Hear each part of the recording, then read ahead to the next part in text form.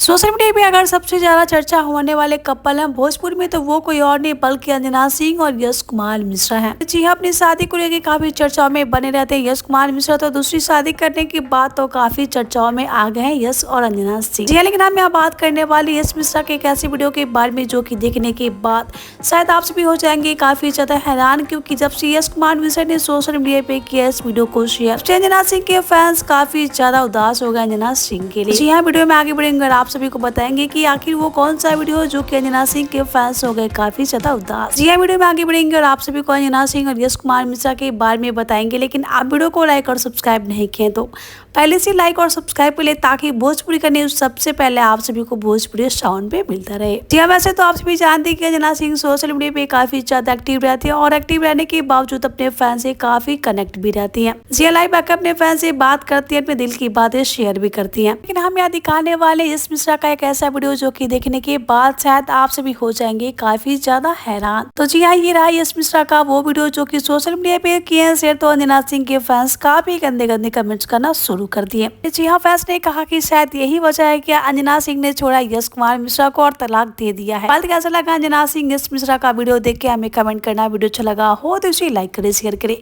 सो मिलते हैं अगले वीडियो में, तब तक के लिए भोजपुरी साउंड को सब्सक्राइब